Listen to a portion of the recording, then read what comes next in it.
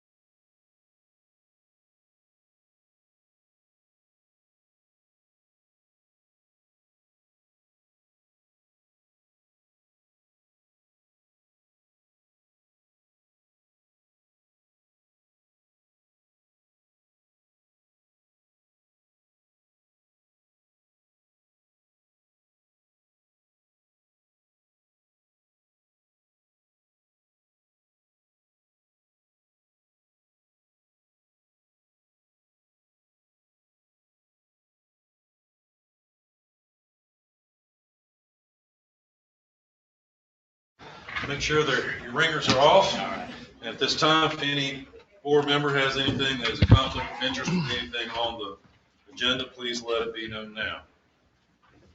I would like to recognize Mrs. Walter, who is Commissioner-elect for County. Thank you for being here. My glasses on, we'll move on. Next, we have the adoption agenda. One item I would like to add at the end for 19 would be a closed session for attorney-client privilege for the town.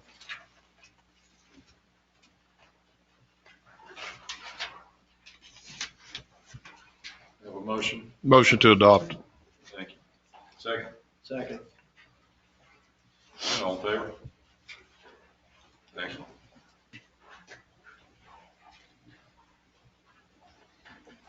Next up is public comment. We have two people signed up to speak, and we'll start with Ms. Holes. Good evening. Appreciate you letting me speak. I'll keep it brief.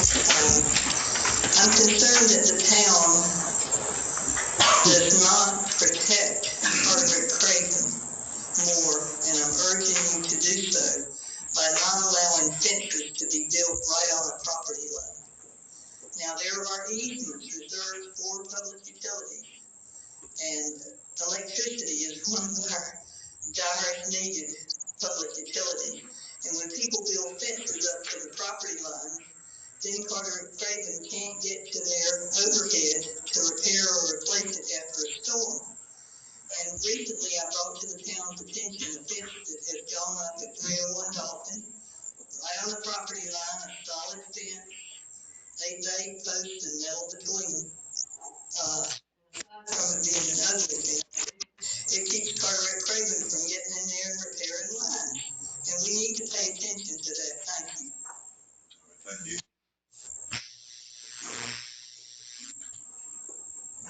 Next is Dave McHale.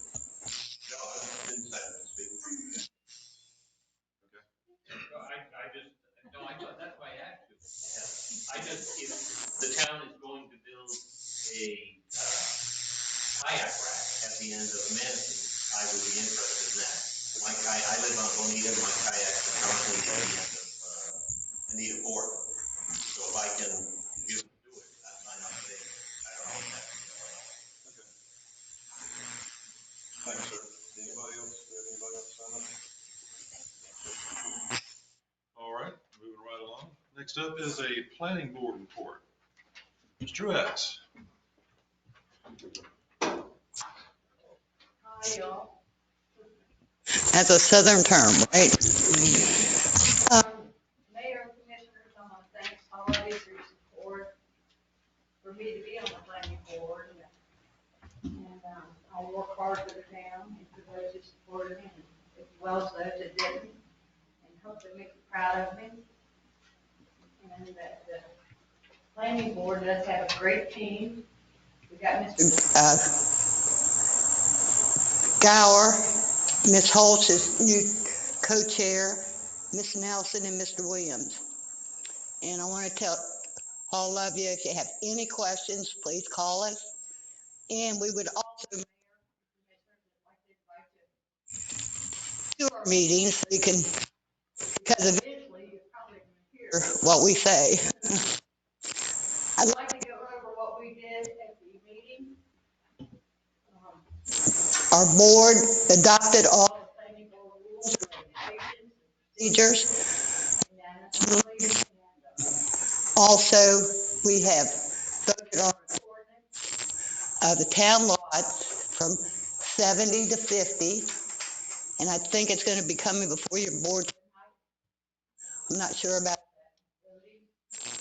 Also, we worked on the town center with Mr. Frank Ralph, and we did a lot of things, a lot of conversation, a lot of good things for the vision of the town of Cape Carteret.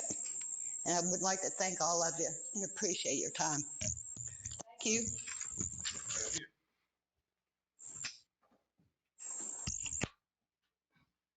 Next up is the consent agenda.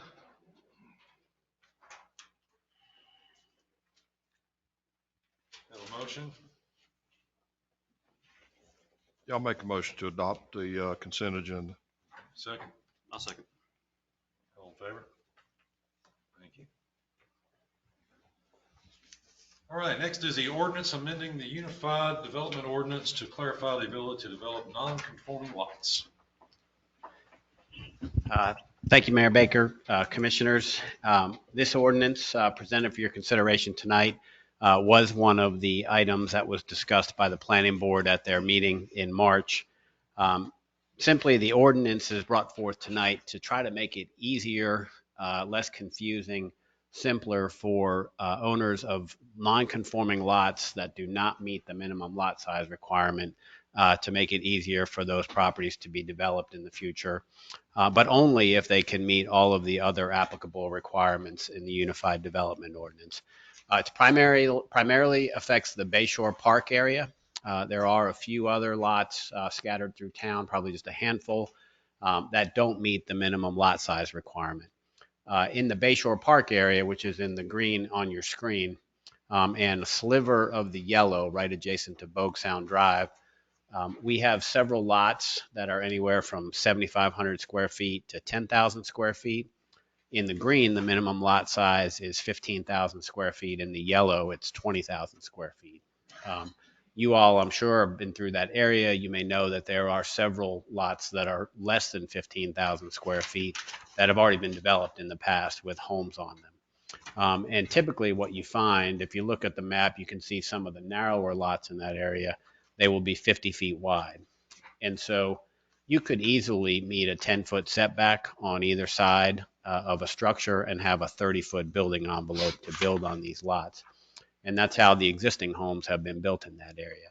So we have a provision in the UDO that says if you don't meet the minimum lot size requirement, again, 15,000 feet in the green, 20,000 in the yellow, but if you can meet everything else, and you pretty much can, most people can, there's not much difficulty, you can build on that lot. However, we also have a provision in the UDO that essentially says if the lot next to you was ever owned by the same person, you have to combine it together to build on that lot. And practically speaking, what that requires is a title search going back. And it's rather confusing. It's created some confusion for us at the staff level dealing with our customers in the past. And it also puts the applicant through another step in the process. Essentially what this ordinance says tonight, if you're so inclined to adopt it, is as long as the lot existed as of January 1st of 2024, it doesn't have to meet the minimum lot size requirement, but if they can meet all of the other requirements, usually it's going to be the front setback, side setback, rear setback, septic, stormwater, various ordinance requirements like that. You could just build on that lot by a matter of right if the board adopts the ordinance amendment tonight. We think it will be simpler and easier. We think it will be helpful to the property owners in that area. We think it's only going to improve the community in the future. It will make it easier for some of the older homes to be redeveloped in that area. It'll also allow some of those smaller lots with some infill development in the future. A public hearing is required before the board's consideration of this item. It has been scheduled for tonight, so I would encourage you to open the public hearing at the appropriate time. Once that's over, you can consider this ordinance amendment, and I'm happy to answer any questions you may have. Yes, sir. Frank, in the county, they have a special 50-foot wide lot rule where you can have 7.5 foot on each side, which would then make the lot 35.5 feet wide to accommodate a 35 or 34-foot wide home. Yeah. Versus a 30. I know it doesn't mean a whole lot, but I'm thinking long range, it would add to our tax base if the homes were a little bit bigger, I would think. Would that be a consideration, and can we consider that? Yeah. Instead of going 10? Yeah, so that's not a part of the action tonight, but the town could certainly consider that going forward. And if you want to take that step to make it a little bit easier, we'd have to have the planning board review that possibility and then come back to you all in a separate ordinance amendment. But yeah, you could absolutely consider something like that if you would like to. 30-foot wide is a pretty good size for the width of a house. 35 is obviously better, gives a person more flexibility. You know, they've got to fit the septic system on the lot. They're going to have some stormwater potentially to deal with. But I think 35 would be a reasonable width if the board's so inclined. One thing that I did want to mention, if you look at the green, that's the R10, that's the Bayshore Park area. And so in all of our other zoning districts, we have a provision that says the lot has to be 70 foot wide at the building line. We don't have that provision for the Bayshore Park area. And so if the board adopts this ordinance tonight, that'll be in effect tomorrow, people can go forward and develop those lots. In our other zoning districts, we have this provision that says the lot has to be 70 feet wide at the minimum building line. One of the things the planning board talked about at their meeting in February, and one of the things that's on their agenda for March, is eliminating that 70-foot requirement altogether. And I think that would be a wise move for the town to make, particularly in light of this ordinance amendment if it's approved. It really simply means that in those districts, and again, doesn't apply to the green, only applies to the others, the lot has to be 70 foot wide where the front setback is to build on the lot.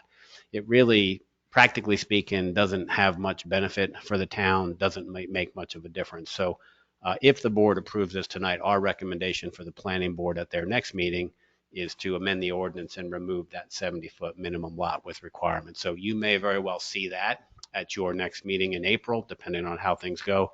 And we could potentially bring back the reduced setbacks at the same time if that's your direction. So. I'd like to make a motion that we open the public hearing. I'll second. All in favor? All right, we are now out of a regular meeting and into the public hearing. Do we have anybody that responded? No, sir. Okay, does anybody here like to respond or say anything about that particular issue? I'd like y'all to realize at that time, Bayshore had its own mayor at that time. And I think if we reduce it down to 50 foot, that we can provide more homes for beginners in that area and generate more revenue. So that's how I feel about 50 wide versus 70. Thanks for your comment. If no other comments, sir? Yeah, you're saying this meeting is concerned only with the Bay Shore area then? Is that correct, or are we talking all of the town? At this meeting, it applies everywhere in the town, technically, legally in the ordinance. Practically speaking, the action tonight, if the board takes that action, is going to benefit just the area in green. There's a subsequent item that will go to the planning board at their next meeting in March and potentially come back to this board in April. That would help the other areas of the town. But practically speaking, the greatest need is in the green. And technically, legally, that's all that would benefit from tonight's action if the board approves that. But it could go further down the road. That's right, yeah. And there's a handful of lots in some other places. I live on Bonita Street. Okay, across the street from us, there are some houses, but there are an area as you come closer to 24 where there are no houses. And it's a very smaller lots. Yeah. I don't want to see that. We have the buffer of the trees to keep the noise from the 58. I don't want to see that down to where we can just throw in some little houses. Yeah, so that's a great. It's going to affect my house. It's going to affect everybody on the street's house. Yeah, that's a great point. I'm glad that was raised because I want to clarify for the board's sake, for everybody's sake. Any new subdivisions that go forward, the area that he's talking about is on Bonita Street. It's in the form of larger parcels right now, has to comply with the minimum lot size requirement. So in that area, I believe it's 13,500 square foot minimum lot size. So those homes would have to, any new subdivision would have to comply with the minimum lot size requirements. What we're talking about with now. that's true now, and that will be true in the future. Somebody could argue that you're doing it on Bayberry, why can't I do that there? Yeah, so again, I want to make sure everyone's clear on this. There are existing lots in the town that don't meet the minimum lot size requirement. So for example, if there's a lot, say on Bonita Street where you live, that is less than 13,500 square feet, if it currently exists today, this provision, if the minimum 70-foot width is changed in the future, would allow someone to build on that lot if it's smaller than 13.5 today. However, if it's a large parcel and it's not yet been subdivided, the minimum lot size would be 13.5. We would not allow someone to create any lots smaller than 13.5 in that particular zone. So it applies to lots that existed as of January 1st, 2024. If the board approves it, they don't have to meet the minimum lot size requirement. They do have to meet everything else. I hope I'm not confusing y'all, because I want y'all to understand this. Well, it's confusing to me only Yeah. in that, are there any lots on that strip that I'm talking about that could then be transferred over? Yeah, I don't, unfortunately, I don't have a map in front of me right now. I know there are a handful of lots at other locations in town in the old Cape Carteret area. If it's helpful to the board, I could pull up the GIS and look at that. I believe the parcel that you're referring to is one large parcel. It's not been subdivided yet. So if that parcel, they have to be 13.5. Okay, I'd like to know that before, I mean, that's my interest in this whole bill. I mean, if it's gonna affect other people, that's fine. If it's a plus for the town, that's fine. But we're so close to the 58 and all the traffic that it's gonna make a big difference on that side. Yeah. Old. Where you looking at? Those are all larger than all those on the roadside. They would have to be they would be required if subdivided to be 13,500 feet. They're all large parcels. They're not small parcels. Okay, even after this goes through? Even after this goes through, the minimum lot size would be 13,500 square feet. Okay. Yeah, so you must have verified that for me while you were looking. So I thought that was the case. However, there are just a couple of parcels scattered around town that are in other zoning districts. And I'll show you the large parcel that I think he's referring to. So this is the parcel map. This is the large parcel here. So if that's subdivided in the future, the minimum lot size would be 13,500 square foot. Essentially, that parcel doesn't need the change that the board's contemplating tonight. It may help just what I think the purpose of this originally was, is you had a bunch of small lots, right? Some people owned two small lots right next to one another. It was trying to encourage those people to combine their lots to one larger lot. As time went on, that's less likely to be the case now because they've sold out to different owners. But this did require a title search, essentially, from these folks who wanted to come in to make sure that these two adjoining lots were never owned by the same party. And that adds expense and some red tape they'd have to go through. So that's what I think Frank's trying to get rid of, is the requirement to see if they ever were owned by the same owner next door to one another. I hope that helps and not confuse it any further. That's correct. It's just easing the process. Correct. Yeah. And this has been something that's been going on for as long as I can remember. So. Excuse me. All right, with no other comments, we'll entertain a motion to go back into the regular session. Motion to go back into regular session.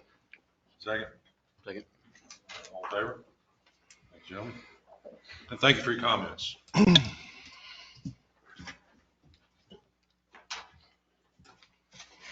All right, any more questions for Frank? I just got one comment. If I'm not mistaken, all the lots in Bayshore, and maybe Paxton or Minnie can clarify, are 50-foot wide, right? Most of them 50-foot wide lots? Okay. So you know that, so anyway, I'm gonna Yeah. make a motion to amend the UDO to clarify the ability to develop the non-conforming lots. Second. All right, all in favor? Thank you. If the board is comfortable, we'll at least raise the issue of reducing the side setbacks with the planning board at the March meeting and let them discuss that, so. Because it would mix with what the county's doing right now with 50-foot wide lots. Yeah, we'll include that discussion with the planning board next week, so. But is our thought to remove the requirement altogether or to go to 50 feet is what he's saying that the county is doing? So currently, there's a 10-foot side yard setback. So if the lot's 50-foot wide, it leaves you with a 30-foot width for the house. What he's suggesting is that maybe we would reduce the side yard setback from 10 feet to 7.5 and would allow somebody to have a 35-foot wide house, for example. Okay. So, Okay. and that would require another public hearing and a board ordinance amendment in the future. All right, next up is the 2024 street resurfacing contract.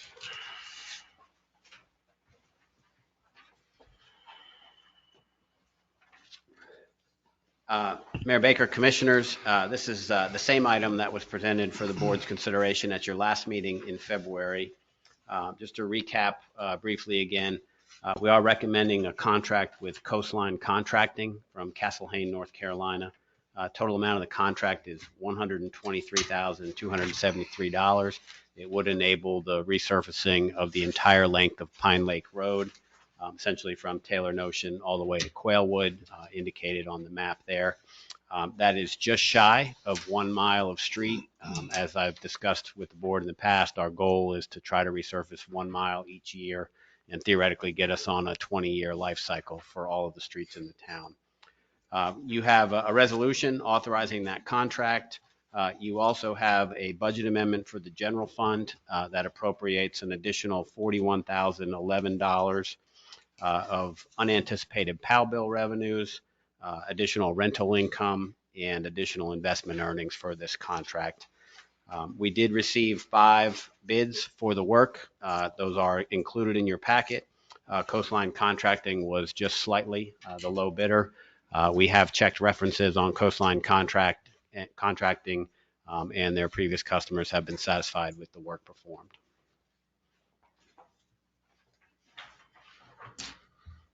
Do you need two motions on that? One for the budget amendment and one for the contract approval? Yeah, one for the resolution and one for the budget amendment, Okay. please.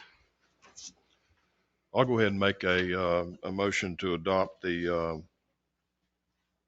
resolution authorizing the 2024 street resurfacing contract. I'll second that. Second. Okay. All in favor? Thank you. All right, now for the budget amendment. Have a motion. I'll make that motion. Okay. I'll second that one as well. All right, all in favor? Thank you.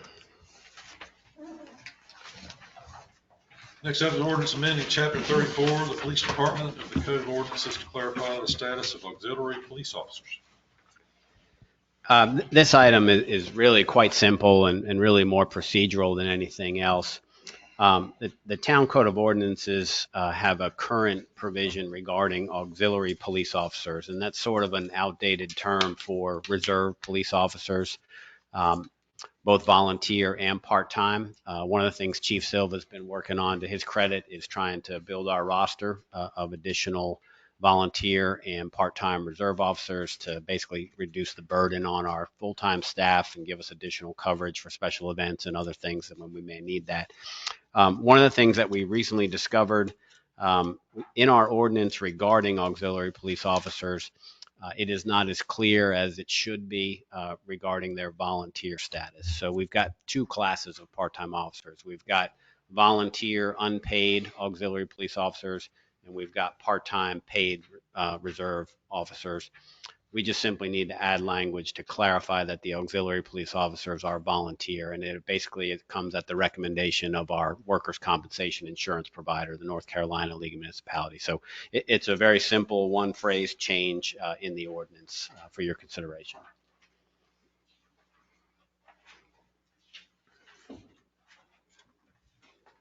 This chief's recommendation, Frank? Yes.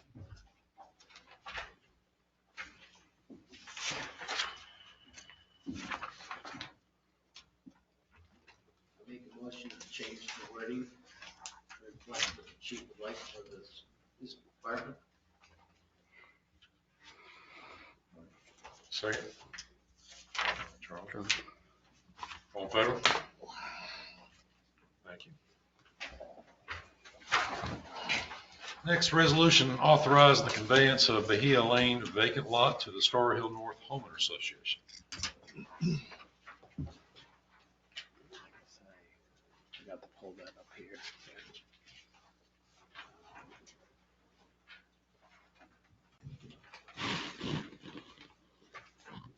Go back to the GIS instead.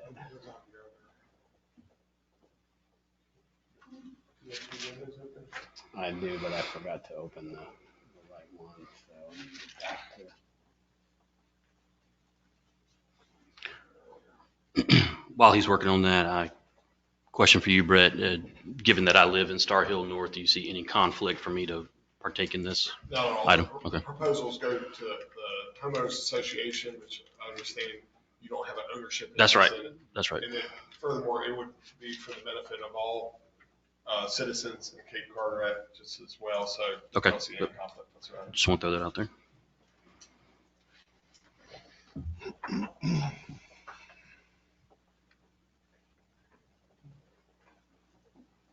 Apologize for the brief delay here.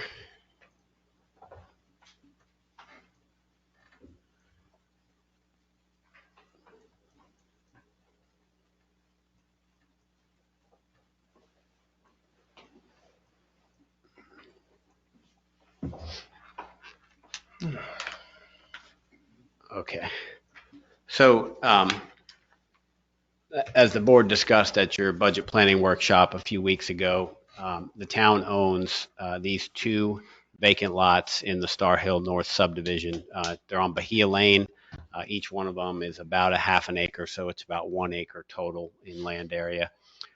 These lots were conveyed or dedicated to the town when the Star Hill North subdivision was approved in the 2000s. They were specifically reserved for recreational purposes. And in fact, they cannot be used for any other purpose other than recreational purposes.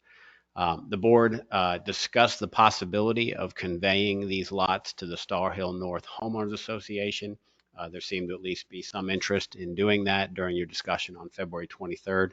The resolution that you have in your packet this evening would essentially authorize the town manager and the town attorney to proceed with conveying the lots to the Star Hill North Homeowners Association for a nominal fee of $10. I've included the applicable general statutes in your packet and have discussed this issue with the town attorney. The recommended procedure that we would recommend to the board, if you're so inclined, is to essentially negotiate a price of $10 and then convey the property to the nonprofit Star Hill North Homeowners Association with deed restrictions that require the property to be used for recreation purposes in perpetuity. One of the key provisions in those deed restrictions would be that the property is owned by Star Hill North Homeowners Association. They would be responsible for the maintenance, the management, whatever reasonable regulations they would want to put in place for that property. However, it would need to remain open to the general public in perpetuity in order to qualify for the use of this statute and to convey the property to the Star Hill North Homeowners Association. So basically what that means in practical terms, I doubt there are very few people outside of the Star Hill North neighborhood that would use the facility. But if someone from Old Cape Carteret or Bayshore or Star Hill wanted to use the facility, Star Hill North would be required to make the property available to them, subject to the same reasonable regulations that they would impose on everyone else. So if the board approves a resolution tonight, you'd be giving me and the town attorney the authority to execute this conveyance to the Star Hill North Homeowners Association. They have expressed interest in accepting this property and managing it in the future. There's still some uncertainty about the legal process that we need to use on their end to complete this conveyance. My recommendation to the board is to make the town attorney available to assist them in any way necessary. I don't expect it would be a significant workload or cost associated with that. So with that, I'm happy to answer any questions that you may have and look forward to your discussion. Cameron lives up that way. I think it's benefit for your homeowners association. I think, I mean, you know, this all came about when we did the park study, and it's just the northern end of the town, and putting a town park there would it would benefit Star Hill North mostly and not really the town. So that's actually, I think, where the conversation started, and I think I think they could put it to better use than we would be able to as a town. So you recommend it? I am recommending this action. I make a motion to let Rankin approach Star Hill North for $10. Move forward. Second. All in favor? I want to make just one quick comment, if I will. Sorry. We've had a total of 3 park committees that I'm aware of that researched putting park on that property for the town. All 3 of them did a great job of doing it, but the people that lived up there did not want the park because we would have had to accept grants. And by accepting grants, then the park would have been open to the entire country. So it's been we've had to keep it up. The town's had to keep it up, mowing, grooming, and whatnot. And there was just no way that this town could pay out of pocket for a park to go on that facility. So I think it's a good thing that the town is giving it and conveying it to the Star Hill North. And I think they can probably do a lot more with it that we as a town couldn't do. So I'm sorry, John, but I'm gonna support too. So It's not the first time. yeah, All right, that was, I'm glad to see it. all right, It's been long overdue. that's 5-0, by the way. All right, next up is resolution authorizing the sale of 100 Taylor Ocean Road.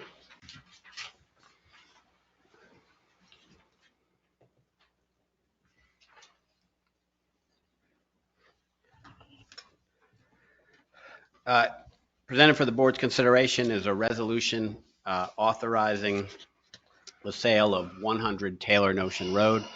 That's the parcel that's on the screen at this moment. It's a 1.1 acre parcel. The town just acquired this property in December of 2023. It's located at the intersection of Taylor Ocean Road and Highway 58. It's kind of a triangular parcel. It essentially extends all the way up to this area and comes all the way down in this area. One of the items that the board discussed at the February 23rd budget planning workshop was making this property available for sale. The town acquired the property primarily to allow the new multi-use path to cut through the southern portion of the property. The purple line is intended to depict the general location of where the multi-use path will go through. That essentially saved the town from going all the way up to the point of Taylor Ocean and Highway 58 and coming back down, and probably saves the town at least $50,000 in construction costs and probably more like $100,000 by the time everything is said and done. So it was a wise investment for the town to secure the parcel to bring the bicycle multi-use path through this area. The town purchased the property for $125,000. We had about $10,000 of expense associated with a very involved title search at that time. So we've got $135,000 plus or minus invested in the parcel. The proposal for the board's consideration is to make the property available for sale. It is 1.1 acres. You may recall that there is a 100-foot sign area easement on the northern tip of the parcel. That's about 0.15 acres.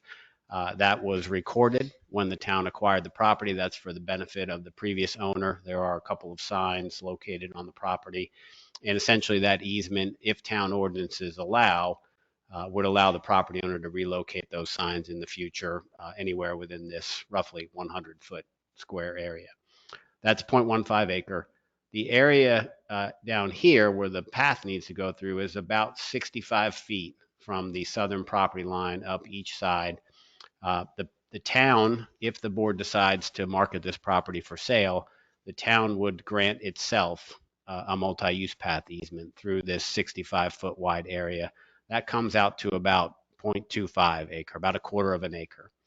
So if the town markets the property for sale, we would be marketing the entire 1.1 acres for sale.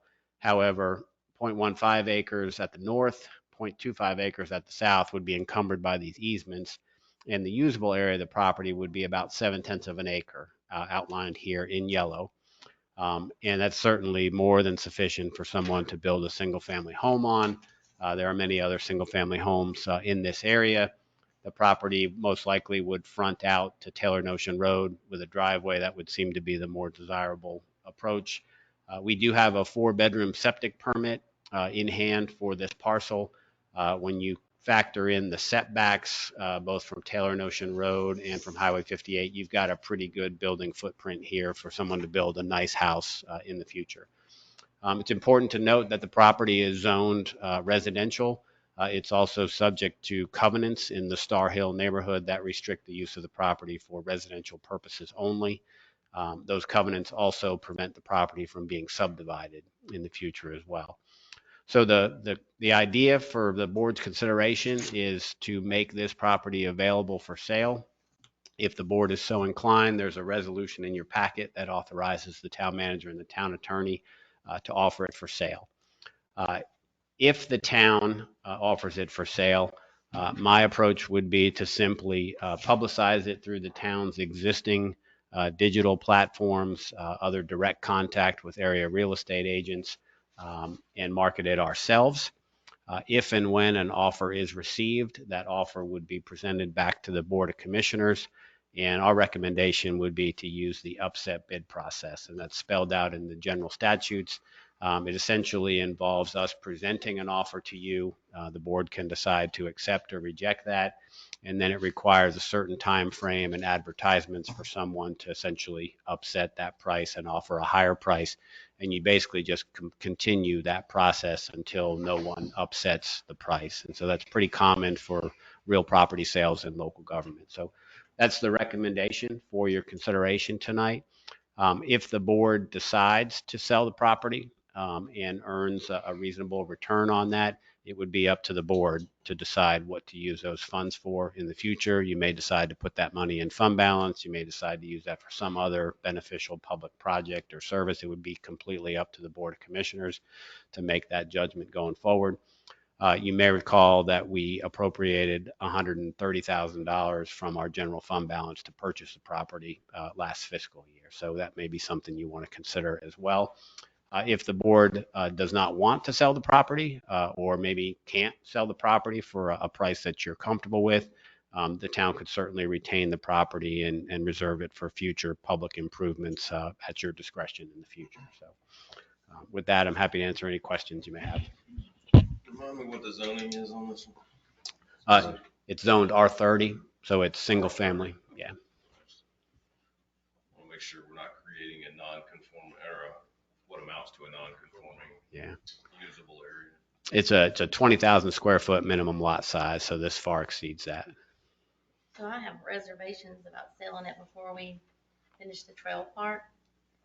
Have we got all the permits, or what's our status on the trails and the permits and stuff like that? Thankfully, we just received one of the permits from the Department of Environmental Quality in the last week or so. We're still waiting on the DOT permit, and I expect that will be coming any day now. I've been saying that for quite some time now.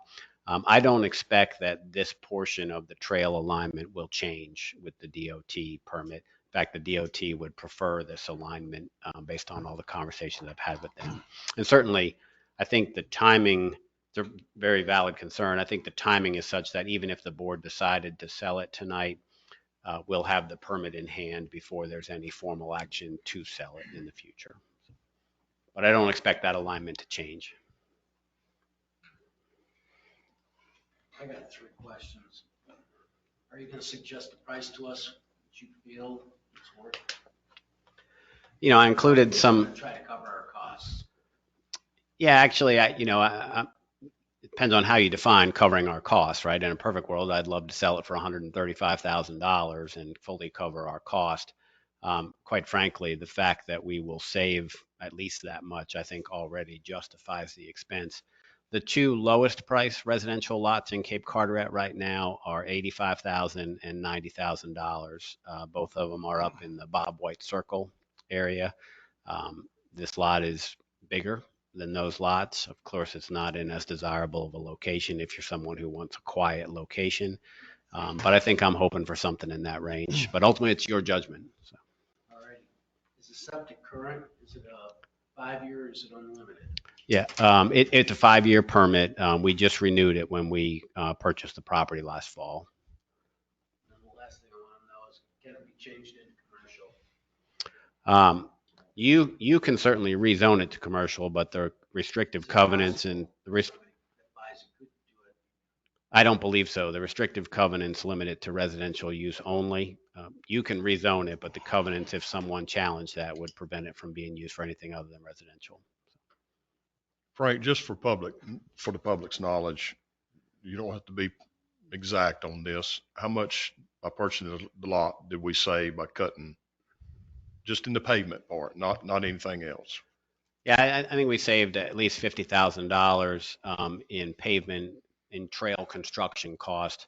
We saved a lot more than that because we were going to get into some very tricky drainage issues up here and some limited right-of-way concerns up here. So it's a number much higher than $50,000. I just don't know exactly what it is. Yeah, just the paving parts. Yeah, that's 50,000. Right.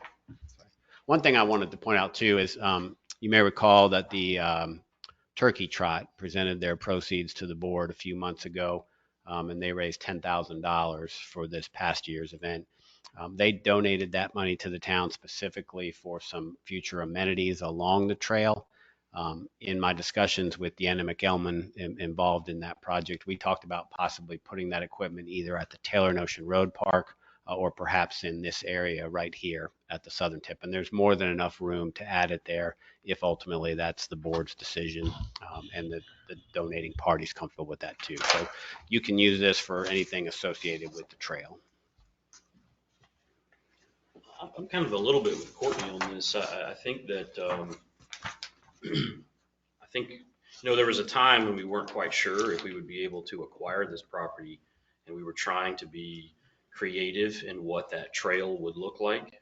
And so I think until we get that, I'm a little bit concerned that, get the permits, get everything kind of moving construction wise. I would kind of like to just hold off on that part of it, on the sale, just until we get that part done, because it was going to get really interesting on that northern side, just in case if something falls through with the permit stuff. But that's just me.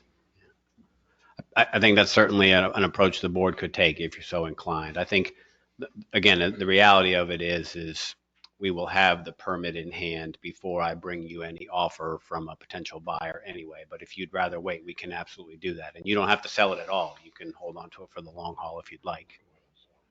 Just so everybody's clear, if you approve this, you're just approving it becomes surplus, and then any offer would have to come back to you. So That's if right. you're not comfortable, then you can clearly say, no, I'm not comfortable, right? And I think Frank understands that he doesn't want to bring something before you unless we have permits there. But the action today, I think Frank's asking is a surplus property that you'd be interested in selling for the right price. And at a future date, you'll determine what that price is and when that price makes sense. So just for my clarification, under this surplus property designation, we're not setting a price, a listing price, if you will. For the Correct. And they can bid on it. That bid comes to us. Yep. and then someone else can upset that That's bid? exactly right. Correct. And then the final price comes to you as well. If it's upset, you have to confirm it then as well. It's just like selling county property for tax. That's right. Yeah. Exactly. That's I'll exactly make a right. motion to adopt a resolution to authorize a sale of 100 Taylor Notion Road. Okay, I have a second. Any more discussion? I think after Brett's comment, I think I'm on board with that, yeah. Okay, all right, all in favor? Okay, all opposed?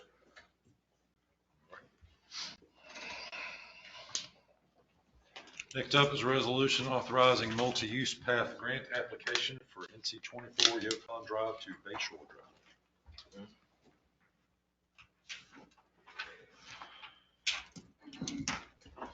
This is an item that first was presented to the board at your December meeting. We had some additional discussion about this grant application at your February 23rd budget planning workshop. Essentially, the resolution included in your packet would authorize staff to submit a grant application to the Federal Carbon Reduction Program. It's a federal grant program. It's an 80-20 grant program, so there's a 20% local match, 80% grant funding. The proposed project, the proposed grant application is for an approximately 1 mile long multi-use path segment that would connect Yopon Drive with Bayshore Park, the area in yellow here, along the south side of Highway 24. The grant proposal in your packet also includes pedestrian crossing improvements at the 3 signalized intersections at Taylor Notion Road, at Anita Fort and Enterprise, and Golf and Dolphin Drive. The total project cost is $970,000. The grant application, if approved by the board, would request 80%, $776,000. The local match, 20%, would be $194,000. That $194,000 figure could likely be provided by the town over at least 2 fiscal years, potentially 3 fiscal years, depending on the timing of everything. If the town is awarded grant funds, I would not expect to receive a grant award until later in 2024 anyway. We'd obviously go through a design process, construction bids. I think if the town is fortunate to be awarded the grant, if the board authorizes the application, we're probably looking at a couple-year period at least to construct the new path. The proposal is for a 10-foot wide asphalt multi-use path. The area where Deer Creek is, in this area right here, is pretty tight, so we envision a wooden boardwalk feature in that area. We also envision riprap, some sort of shoreline stabilization device in that area. The 10-foot wide recommended path width is consistent with DOT standards for multi-use paths, consistent with the bulk of the multi-use path that's been constructed on Taylor Notion in 24 and 58 to date. There are a couple of areas where it gets a little bit tight, and I think we'd have the flexibility to narrow it slightly where needed. We did actually go out again and measure the distance between the crepe myrtles in front of Cape Point and the curb, and we've got roughly 12 feet in most areas through there. So I think that would work. The board had some discussion about possibly switching gears and going with a narrower sidewalk, maybe a 6-foot concrete sidewalk. We certainly could consider that also going forward. I think that we can structure the grant with the flexibility. So the resolution is structured to write it as a 10-foot wide asphalt multi-use trail, but with the flexibility to deviate as needed and narrow that up. In my mind, the multi-use trail would be a better project for the town just because it would give us more width, would accommodate bicyclists, pedestrians, make for a more comfortable experience there. It also would give the town to consider golf carts in the future if you wanted to do that, give you a little more width there. To me, the great value in the project is really just doing whatever we can to connect the distinct residential neighborhoods in Cape Carteret. We've got Old Cape Carteret, we've got Bayshore Park, we've got Star Hill. They're all somewhat separated by geography from each other. So in my mind, this is a helpful project to create a better connection, enable folks in the Bayshore Park Country Club area to access Old Cape Carteret, access the commercial areas and so forth. The pedestrian crossings would be a nice safety feature in this area. It's a little scary trying to cross the highway out there sometimes. So it would be a nice improvement. This is a project that is likely to be discussed with the upcoming Western Carteret Bicycle and Pedestrian Plan. We're really trying to take as many different angles as we can for these kind of projects. So, one route is to include it in the NCDOT's planning process. That plan that we're getting ready to embark on is an important step in that process. And maybe we'll be in a position down the road to compete for DOT funding. That's probably many years away. It also puts us in a better position to apply for these kind of grant programs. This one's a federal carbon reduction program. There's some other grant programs out there that we've been looking at. So really our approach to this point has been, let's take a shot at really anything that we can if it'll benefit the community. I think it would be a helpful project for the town. As we've discussed, $194,000 is a lot of money for Cape Carteret, and certainly something that's going to require careful budget planning by the staff and by the board going forward.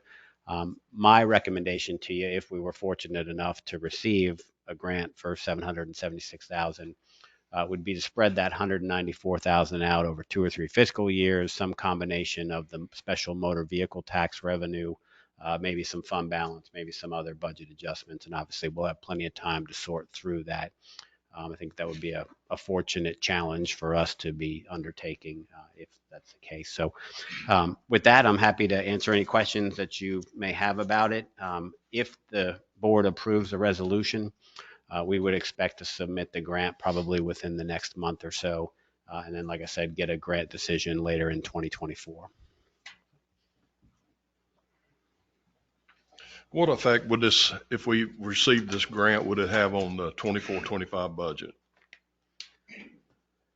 I mean, just your gut feeling. I mean, just. Yeah, actually, I really don't think it's going to have any impact on the 24-25 budget, but that's somewhat subjective because it really will depend on what you all decide as part of that budget process. Let's say that I don't think we'll get a decision on the grant before you adopt your 24-25 budget. So that's part of the reason why I give you that answer.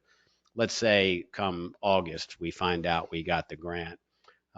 We would be looking to keep our costs minimal for fiscal 24-25. I would probably come back to you all with a budget amendment, and it would either rely on general fund balance or it might rely on some revenues that are coming in better than we initially projected, or maybe some other budget adjustments. So I'm not worried about fiscal 24-25. I think we'd probably be looking at the bigger challenge in 25-26. Well, how long do they give us to pay for pay the match? Yeah, so I think we'll have at least 2 years, and I think we'll probably have 3 years to do that. So if you break it down, $194,000 over 3 years, you're looking at $65,000 a year, give or take. Is that 3-year timeline the full project timeline? We're required to be completed at 3 years, or is there a required completion date? Yeah, I believe it's a 3-year time frame to complete the project. Obviously, if we can afford it and we can complete it sooner, that'd be great, but it'd be 3 years max. So you're talking about basically 2 options is take the money out of the general fund or finance it in some way, shape, or form. Because if you rate, it's a penny, it'd take $0.015 just of tax increase to pay for in the 3-year span.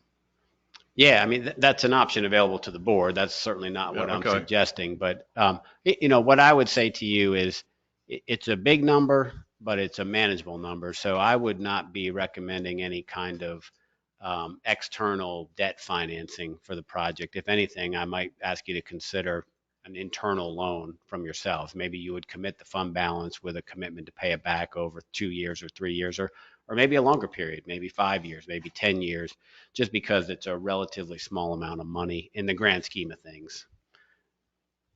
Well, I think I'm just going to trust your judgment on it, Frank. I mean, that's a lot of money.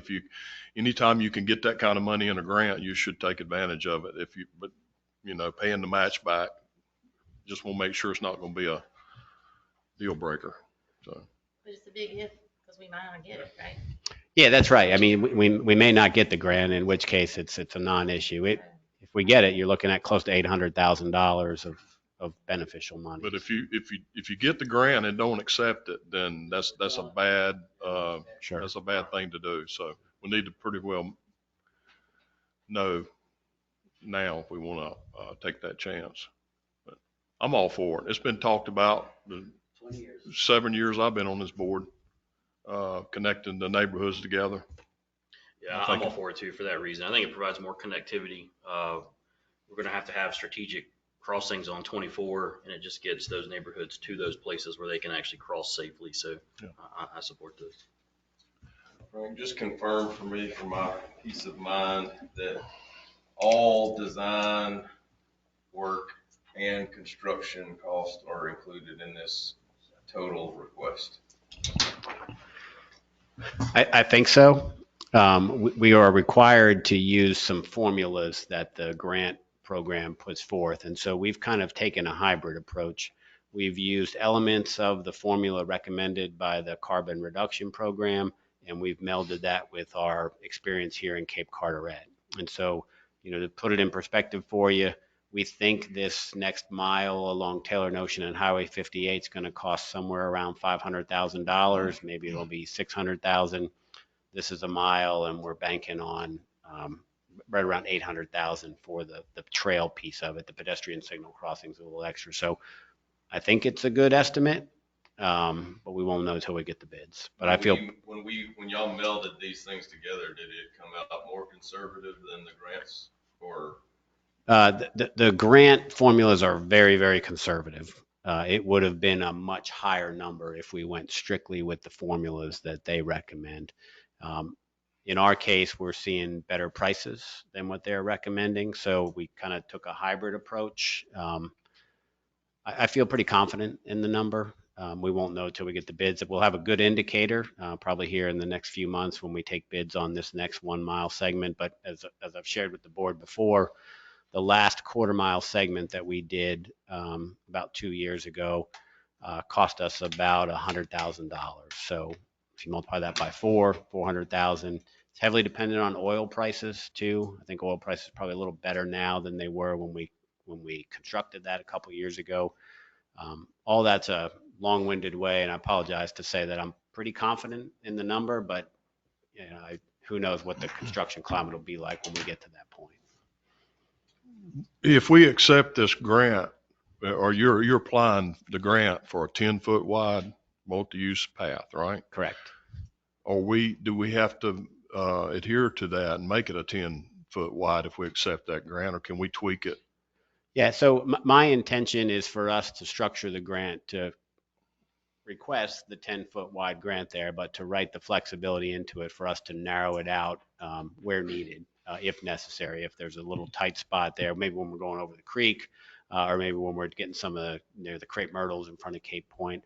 I think we've got 10 foot for the entire 1 mile length, so that would be the approach, but to give us the flexibility to narrow it if the board would like.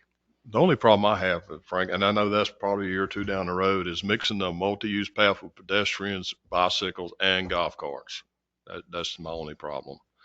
Yeah, so please know that any decision on golf carts is a separate decision from this decision right here. I mean, that's really a bigger policy question, I think, for you all to decide for really all of the multi-use trails in the town. So I think the assumption should be right now bicycles and pedestrians only. I just wanted to give you all, or give the town, the flexibility to make that decision in the future. You may still say, hey, we don't think golf carts should be on this path, and that would be a reasonable policy decision to make, but that's a separate policy decision, I think. Yeah, and I just think you're going to have a problem going across Deer Creek. I don't think you're going to be able to get 10 foot. Those hog slats they use on the other side of 24 are what, 5 foot wide, something like that. I don't know. Anyway. The only trepidation here, Frank, is that we have no control, nor do we have any vision on what oil prices are going to look like in 2 years from now. And if oil prices double, that could double the cost of this. And I sure don't want to get in a position where we get a half of a trail and can't afford to finish it. I'm happy, if you are confident with, you've done all the numbers and all, I'm happy to go with your recommendation on this, but it concerns me a little bit that the whole project hinges on basically the price of oil. Yeah. the price of the project does, because that's the vast majority of the cost.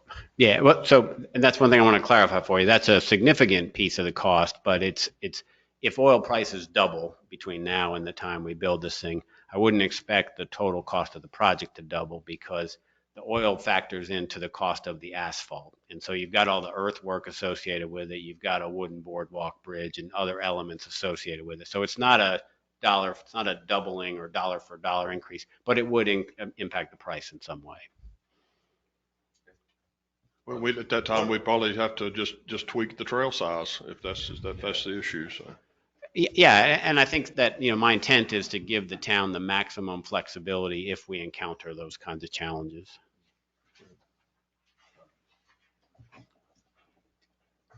Any more questions?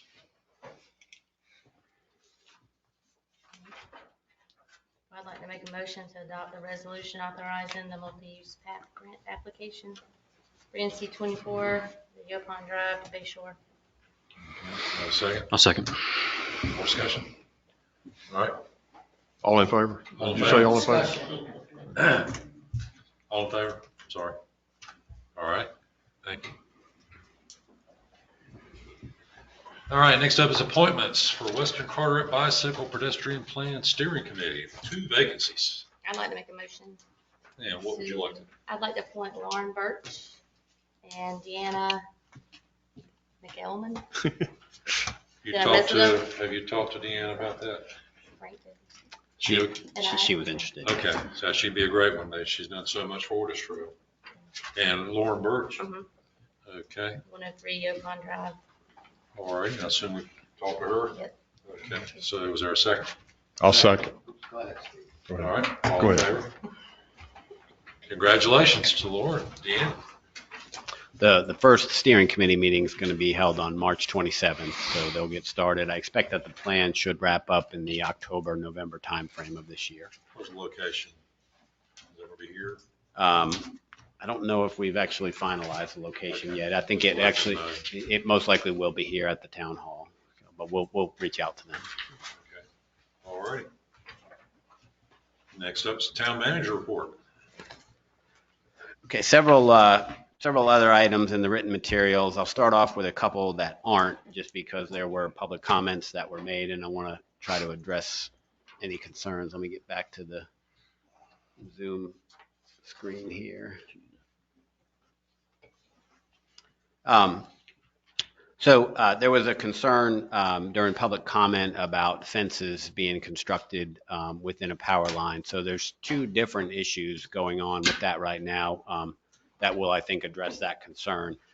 So the town's ordinance currently says that you cannot build a fence within a utility easement. And so I think from doing some research, we've determined that there's a 20-foot total utility easement for the power lines that run down the middle of different blocks in Old Cape Carteret. They go behind the houses. So 10 foot on either property. And the language in the town ordinance says you just can't build in the easement. Many times people don't know that easement exists. The town, we feel pretty confident it exists right now from looking at some older documents, but when you have turnover in staff and new people come along, it's very difficult, and sometimes things get lost in the translation. So actually at the planning board meeting next Tuesday, one of the items on their agenda is going to be an ordinance amendment to change the language. And so instead of saying you can't put the fence in the easement area, what the amendment that's proposed for their consideration and review is going to say you have to stay 10 feet off of any power line. So there's no question going forward whether or not there's an easement there or not. So that's in process. If the planning board recommends that could appear on the board's April meeting agenda, and you'll see that issue again. The second item is that we do have a current issue in town where someone's in violation of the ordinance, and they submitted a plan that showed a 10-foot setback from the property line. However, in reality, they didn't build it in the right location. So we're working through the enforcement process on that right now. and trying to make that right. And so just wanted to address that. The other comment was about a possible kayak rack at the Manatee public access location. If the board is inclined to do that, we can absolutely do that. It's very easy and inexpensive. Those kayak racks at the other locations have been well received. You may recall we do have a little slide feature going off of the new bulkhead at that location. So if the board would like to pursue that, you just need to give me the word and we'll make that happen in the future. Several other things in the written materials. I most likely will bring some grant applications for your consideration at the April meeting. There's 2 grant programs that could potentially be used to purchase playground equipment, maybe for the Taylor and Ocean Road location. And the interesting opportunity with the way these programs are structured is that we may essentially be able to rely on each of the grants to provide the local match for the other grant. So trying to work through that strategically to hopefully structure something for your review in April that hopefully doesn't involve a significant local match, and take a shot at trying to get some park equipment in the future. Planning board reviewed the town center and in February. They're scheduled to review it again at their meeting next Tuesday. Depending on what their recommendation is, that could possibly show up on your April meeting agenda as well. I did inform Carteret County that the town will cease to provide a school resource officer with the fiscal or with the 24-25 school year. Our officer will remain in place through June, and then he will return to the streets and normal patrol duties in Cape Carteret. And our intent is to not provide a school resource officer in the future. And so the county's been notified of that. Emerald Isle's been notified of that as well. I had a meeting last week with an architect from our area, kicking around some ideas on a new town hall police station building. I'm awaiting a proposal from him that I may bring to you all at your April meeting for your consideration. Really just to complete a schematic design phase, basically take some of the drawings that I shared with you on February 23rd and have someone professional expand on those at minimal cost to try to advance that process a little bit further. I've got a couple of other meetings scheduled here in the next week as well, talking to different design professionals. So just wanted to let you know we got started on that. Several other things included in there. I'm happy to answer any questions about anything in the written materials or anything else that's on your mind.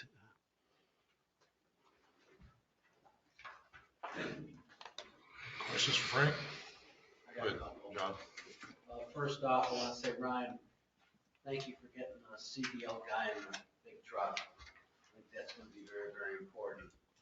As far as open burning goes, I'm aware of just 2 people that have complained about that. And it's been long established that people have burned yard trash since I've lived here 35 years. And unless we get more complaints, I wouldn't recommend pursuing that. And then as far as the town assuming the CAMA office permitting responsibilities, used to be in-house many years ago when Brandon Hawks was here.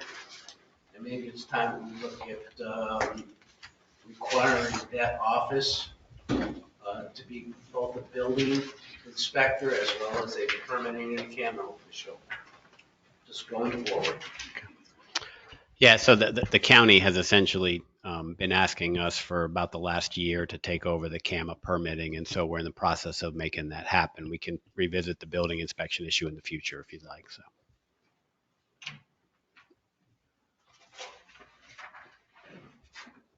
More questions? Frank? Frank, what kind of progress is Public Works making on our parks as far as refreshing the gravel?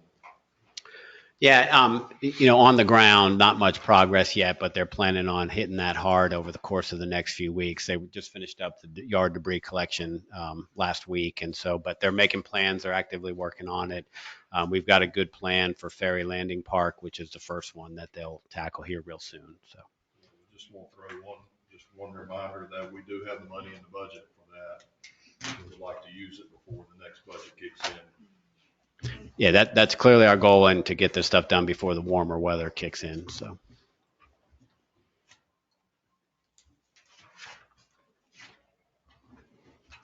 All right, next up are commissioner reports.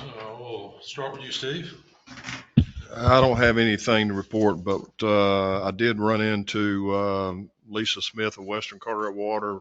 I was working the polls on behalf of a county commissioner, and we had a long discussion. And Frank, if you'll direct your staff when they prepare for sponsorships for the fall festival, she's very interested. She used to be a great donator, and she made mention that nobody from town hall's called her in a few years, so she's got plenty of money to give if you want to ask for it. That's And this is Western Carteret Water Corporation. Yeah, Lisa Smith. We'll absolutely call on them. I figured you would.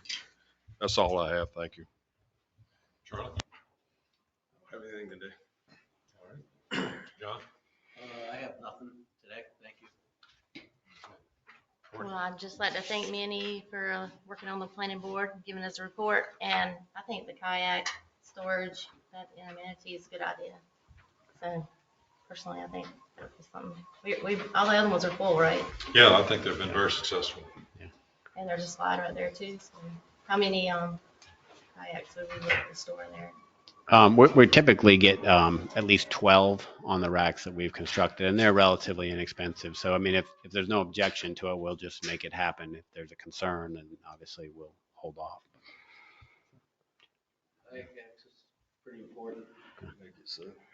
Yeah, I think it's a good idea. I was gonna say that I thought that was good too. So yeah, and I just wanted to say thank you to you, Frank, and really this board. I mean, we had a really good budget meeting. I think that's one of the better ones we've had. So I know that's a huge production for town to put together. So good job for you guys on that, and thank you to the board that was a long day, but we got a lot accomplished. So I thought that was good. And that's all I have.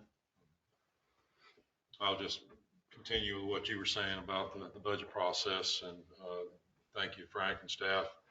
I thought it went very well, and that's always the biggest issue. I wish our federal government would be as good the way we manage our town. We're required by law to make sure we've got our budget right. So as a state, like I say, wish we could depend on that for the ones above us. But other than that, just thank you all for being here this evening. We are going to have a closed session here in just a second, but this is your town. Thank you all. And as you saw with our public comment, even if you don't sign up, you have a right to speak. We want to hear what you got to say. This is your town. And thank you all for being here tonight. So with that, I'm going to entertain a motion to go into a closed session.